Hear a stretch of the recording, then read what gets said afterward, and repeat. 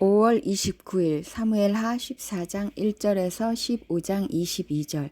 14장 압살롬을 예루살렘으로 돌아오게 하다. 왕의 마음이 압살롬에게로 쏠리는 것을 수르야의 아들 요압이 알았다.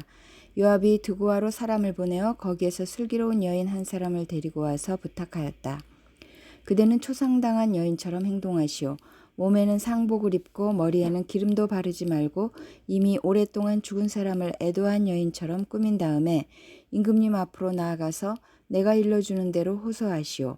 요압은 그 여인에게 할 말을 일러주었다. 두고아에서 온 그 여인은 왕에게로 나아가서 얼굴이 땅에 닿도록 엎드려 절을 한 뒤에 임금님 저를 살려주십시오 하고 애원하였다. 왕이 여인에게 무슨 일이냐 하고 물으니 그 여인이 이렇게 하소연하였다. 저는 남편이 죽어서 가련한 가부가 되었습니다. 이 여종에게 두 아들이 있는데 들에서 서로 싸우다가 말리는 사람이 없으므로 아들 하나가 다른 아들을 죽였습니다. 그런데 이제는 온 집안이 들고 일어나서 이 종에게 형제를 때려 죽인 그 아들을 내놓으라고 합니다. 죽은 형제의 원수를 갚고 살인자를 죽여서 상속자마저 없애버리겠다고 합니다. 그들은 저에게 남아있는 불씨마저도 꺼버려서 제 남편이 이 땅에 이름도 자손도 남기지 못하게 하려고 합니다. 다 듣고 난 왕은 여인에게 말하였다. 이 문제를 두고서는 내가 직접 명령을 내리겠으니 집으로 돌아가거라. 그러나 드고아 여인은 왕에게 아뢰었다. 우리의 높으신 임금님께서 무엇을 하시든지 이 일에 있어서 허물은 저와 제 아버지의 집안에 있습니다. 임금님과 왕실에는 아무런 허물이 없습니다. 왕이 대답하였다. 누구든지 너를 위협하거든 그를 나에게로 데리고 오너라. 아무도 너를 괴롭히지 못하게 하겠다.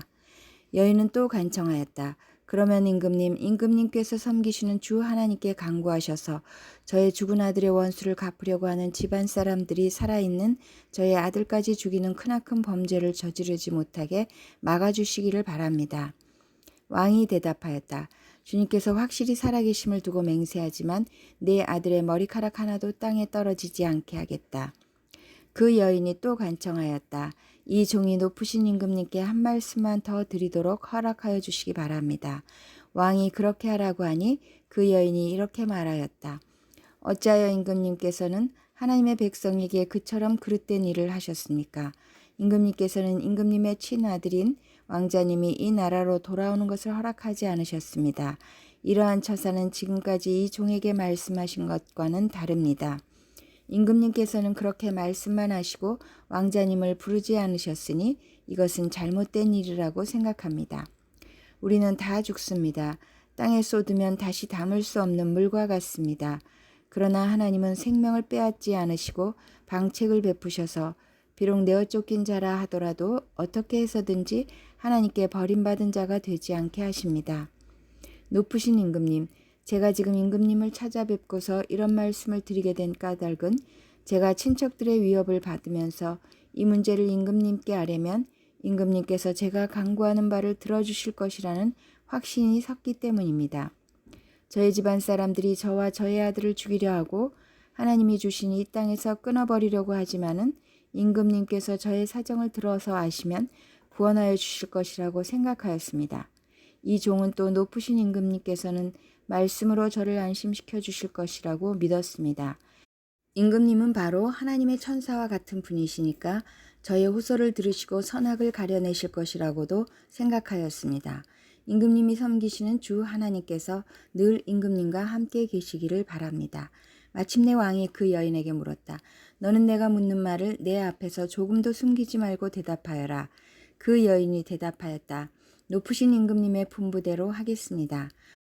왕이 물었다. 너에게 이 모든 일을 시킨 사람은 바로 요압이렸다.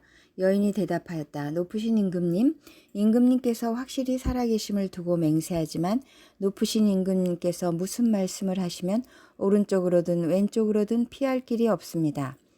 저에게 이런 일을 시킨 사람은 임금님의 신하 요압입니다. 그가 이 모든 말을 이 종의 입에 담아주었습니다. 왕자님의 일을 잘 되게 하여 보려고 임금님의 신하 요압이 이런 일을 꾸민 것은 사실입니다. 그러나 임금님께서는 하나님의 천사처럼 슬기로우심으로 일어난 모든 일을 다 아실 줄 압니다. 그러자 왕이 직접 요압에게 명령을 내렸다. 보시오, 내가 장군의 뜻대로 하기로 결심하였으니 가서 그 어린아이 압살롬을 데려오시오. 요압이 얼굴을 땅에 대고 절을 하면서 말하였다. 하나님께서 임금님께 복을 베푸시기를 빕니다. 높으신 임금님이 이 종의 간청을 이렇게 들어주시니 이 종이 임금님의 총애를 입은 줄을 오늘에야 알았습니다. 그리고는 요압이 일어나 그술로 가서 압살롬을 데리고 예루살렘으로 왔다. 그러나 왕의 지시는 단호하였다. 그를 집으로 돌아가게 하여라. 그러나 내 얼굴은 볼 수 없다. 그리하여 압살롬은 아버지에게 인사도 하지 못하고 자기 집으로 돌아갔다. 다윗과 압살롬이 화해하다. 온 이스라엘에 압살롬처럼 머리끝에서 발끝까지 흠잡을 데가 하나도 없는 미남은 없다고 칭찬이 자자하였다. 그는 머리숱이 많아 무거워지면 해마다 연말에 한 번씩 머리를 깎았는데 머리를 깎고 나서 그 머리카락을 달아보면 왕궁 저울로 200세겔이나 되었다. 압살롬에게는 아들 셋과 딸 하나가 있었다. 그 딸의 이름은 다말인데 생김새가 아주 예뻤다. 압살롬은 예루살렘으로 돌아와서 2해를 지냈는데도 왕의 얼굴을 한 번도 뵙지 못하였다. 압살롬이 요압을 왕에게 보내보려고 요압에게 사람을 보냈으나 요압은 압살롬을 방문하지 않았다. 2번째로 다시 사람을 보냈으나 그는 여전히 오지 않았다. 그러자 압살롬이 자기의 종들을 불러다가 지시하였다. 내 밭 곁에 요압의 밭이 있다. 그가 거기에 보리 농사를 지어 놓았으니 너희는 가서 그 밭에다가 불을 질러라. 그래서 압살롬의 종들이 그 밭에 불을 질렀다. 그러자 요압이 압살롬의 집으로 찾아가서 따졌다. 어찌하여 종들을 시켜 나의 밭에다가 불을 질렀습니까? 압살롬이 요압에게 대답하였다. 이것 보시오. 나는 이미 장군에게 사람을 보내어서 좀 와달라고 부탁을 하였소. 장군을 임금님께 보내어서 나를 왜 그술에서 돌아오게 하였는지 여쭤보고 싶었소. 여기에서 이렇게 살 바에야 차라리 그곳에 그대로 있는 것이 더욱 좋을 뻔하였소. 이제 나는 임금님의 얼굴을 뵙고 싶소. 나에게 아직도 무슨 죄가 남아있으면 차라리 죽여달라고 하더라고 말씀을 드려주시오. 그래서 요압이 왕에게 나아가서 이 일을 상세히 아뢰니 왕이 압살롬을 불렀다. 압살롬이 왕에게 나아가서 왕 앞에서 얼굴이 땅에 닿도록 절을 하자 왕이 압살롬에게 입을 맞추었다. 15장 압살롬이 반란을 일으키다. 그 뒤에 압살롬은 자기가 탈 수레와 말 여러匹를 마련하고 호위병도 50명이나 거느렸다. 그리고 압살롬은 아침마다 일찍 일어나서 성문으로 들어오는 길가에 서 있곤 하였다. 그러다가 소송할 일이 있어서 판결을 받으려고 왕을 찾아오는 사람이 있으면 압살롬은 그를 불러서 어느 성읍에서 오셨느냐고 묻곤 하였다. 그 사람이 자기의 소속 지파를 밝히면 압살롬은 그에게 듣고 보니 다 옳고 정당한 말이지만 그 사정을 대신 말해줄 사람이 왕에게는 없소 하고 말하였다. 압살롬은 늘 이런 식으로 말하곤 하였다. 더욱이 압살롬은 이런 말도 하였다. 누가 나를 이 나라의 재판관으로 세워주기만 하면 누구든지 소송 문제가 있을 때 나를 찾아와서 판결을 받을 수가 있을 것이고 나는 그에게 공정한 판결을 내려줄 것이요. 또 누가 가까이 와서 엎드려서 절을 하려고 하면 그는 손을 내밀어서 그를 일으켜 세우고 그의 뺨에 입을 맞추곤 하였다. 압살롬은 왕에게 판결을 받으려고 오는 모든 이스라엘 사람에게 이런 식으로 하였다. 압살롬은 이렇게 하여 이스라엘 사람의 마음을 빼앗았다. 이렇게 4해가 지났을 때 압살롬이 왕에게 아뢰었다. 제가 주님께 서원한 것이 있으니 헤브론으로 내려가서 저의 서원을 이루게 하여 주십시오. 이 종이 시리아의 그술에 머물 때 주님께서 저를 다시 예루살렘으로 돌려보내 주시기만 하면 제가 헤브론으로 가서 주님께 예배를 드리겠다고 서원을 하였습니다. 왕이 그에게 평안히 다녀오라고 허락하니 압살롬은 곧바로 헤브론으로 내려갔다. 그러나 압살롬은 이스라엘의 모든 지파에게 첩자들을 보내서 나팔 소리가 나거든 압살롬이 헤브론에서 왕이 되었다 하고 외치라고 하였다.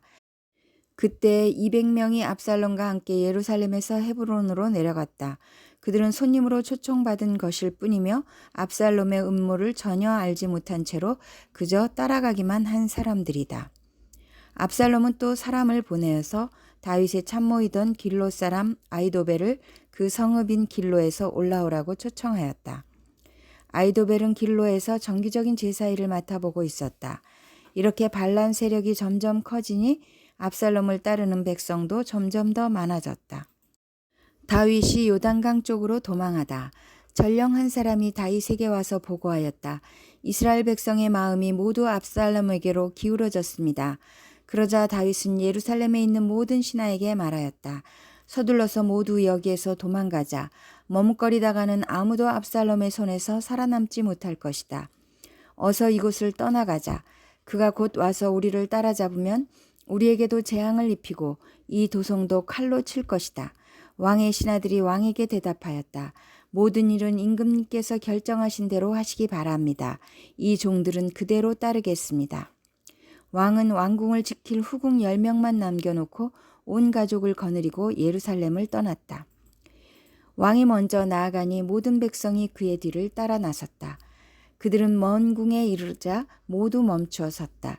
왕의 신하들이 모두 왕 곁에 서 있는 동안에 모든 그렛 사람과 모든 블렛 사람이 왕 앞으로 지나가고 가드에서부터 왕을 따라온 모든 가두군인 600명도 왕 앞으로 지나갔다. 왕이 가드 사람 이때에게 말하였다. 어찌하여 장군은 우리와 함께 가려고 하오. 돌아가 있다가 새 왕을 모시고 지내도록 하시오. 장군은 외국인이기도 하고 장군의 본고장을 두고 보더라도 쫓겨난 사람이니 그렇게 하시오. 장군이 온 것이 바로 엊그제와 같은데 오늘 내가 그대를 우리와 함께 떠나게 하여서야 되겠소. 더구나 나는 지금 정처 없이 떠나는 사람이 아니오. 어서 장군의 동족을 데리고 돌아가시오. 주님께서 은혜와 진실하심으로 장군과 함께 계셔 주시기를 바라오.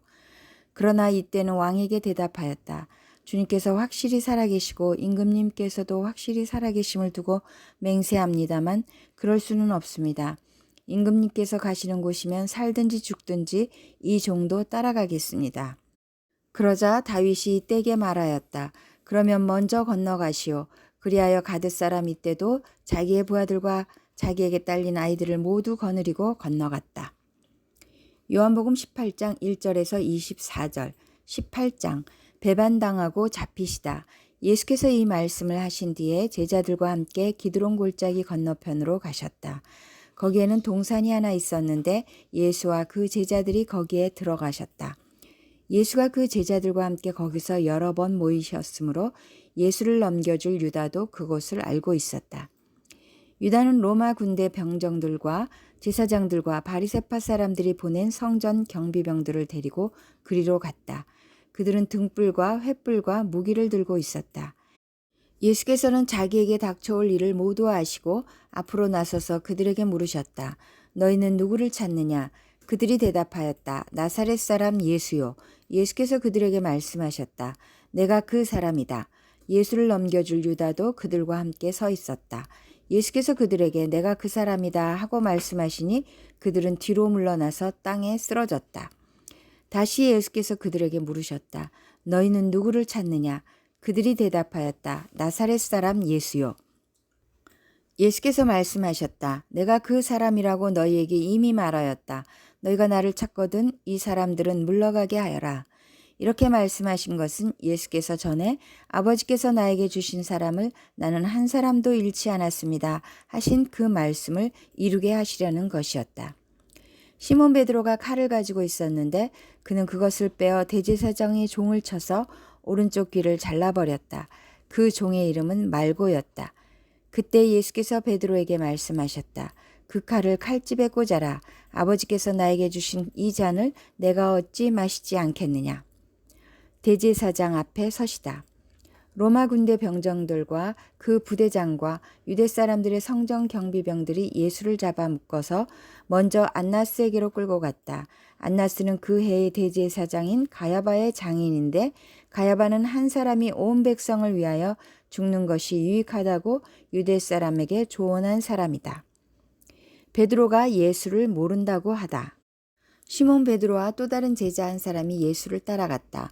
그 제자는 대제사장과 잘 아는 사이라서 예수를 따라 대제사장의 집 안뜰에까지 들어갔다. 그러나 베드로는 대문 밖에 서 있었다. 그런데 대제사장과 잘 아는 사이인 그 다른 제자가 나와서 문지기 하녀에게 말하고 베드로를 데리고 들어갔다. 그때 문지기 하녀가 베드로에게 말하였다. 당신도 이 사람의 제자 가운데 한 사람이지요? 베드로는 아니요 하고 대답하였다. 날이 추워서 종들과 경비병들이 숯불을 피워놓고 서서 불을 쬐고 있는데 베드로도 그들과 함께 서서 불을 쬐고 있었다. 대제사장이 예수를 신문하다. 대제사장은 예수께 그의 제자들과 그의 가르침에 관하여 물었다. 예수께서 대답하셨다. 나는 드러내놓고 세상에 말하였소. 나는 언제나 모든 유대 사람이 모이는 회당과 성전에서 가르쳤으며 아무것도 숨어서 말한 것이 없소. 그런데 어찌하여 나에게 묻소. 내가 무슨 말을 하였는지를 들은 사람들에게 물어보시오. 내가 말한 것을 그들이 알고 있어. 예수께서 이렇게 말씀하시니 경비병 한 사람이 곁에 서 있다가 대제사장에게 그게 무슨 대답이냐 하면서 손바닥으로 예수를 때렸다. 예수께서 그 사람에게 말씀하셨다. 내가 한 말에 잘못이 있으면 잘못되었다는 증거를 대시오. 그러나 내가 한 말이 옳다면 어찌하여 나를 때리시오. 안나스는 예수를 묶은 그대로 대제사장 가야바에게로 보냈다. 시편 64편 5절에서 10절. 그들은 악한 일을 두고 서로 격려하며 남몰래 올가미를 치려고 모의하며 누가 우리를 보랴 하고 큰 소리를 칩니다. 그들이 악을 꾀하고 은밀하게 음모를 꾸미니 사람의 속마음은 참으로 알 수 없습니다. 그러나 하나님이 화를 쏘실 것이니 그들이 화살을 맞고서 순식간에 쓰러질 것이다. 하나님은 그들이 혀를 놀려서 한 말 때문에 그들을 멸하실 것이니 이것을 보는 자마다 도망칠 것이다. 그들은 모두 다 두려움에 사로잡혀 하나님이 하신 일을 선포하며 하나님이 하신 일을 생각하게 될 것이다. 의인은 주님께서 하신 일을 생각하면서 기뻐하고 주님께로 피할 것이니 마음이 정직한 사람은 모두 주님을 찬양할 것이다.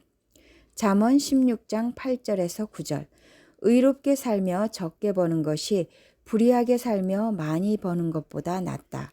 사람이 마음으로 자기의 앞길을 계획하지만 그 발걸음을 인도하시는 분은 주님이시다.